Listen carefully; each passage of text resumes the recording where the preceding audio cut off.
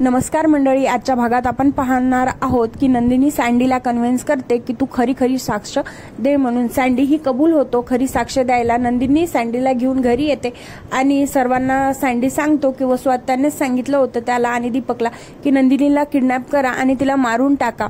पण असे बरेच प्रश्न उपस्थित होतात, त्यामुळे वसू आत्या कबूल होते की मी सँडीला किडनॅप करायला सांगितलं होतं, नंदिनीला मारून टाकायला नाही. अशा प्रकारे वसू आत्या स्वतःच्या तोंडाने कबूल करतात की त्यांनी नंदिनीला किडनॅप करायला सांगितलेलं होतं. पण नंतर त्या परत बदलतात की मी नाही ओळखत याला म्हणून, आणि लगेच त्यांचं म्हणतात मी सँडीला ओळखत नाही, मला माहित नाही हा कोण आहे ते. पण नंतर मिथुनला पुरावा सापडतो, व्हिडिओ शूटिंग सापडतं त्या दिवशीची. मिथुन सर्वांना तो पुरावा दाखवतो की बघा वसू आत्याने कसं पिऊला धमकी दिलेली होती, ते पूर्ण त्याच्यात रेकॉर्ड झालेलं असतं.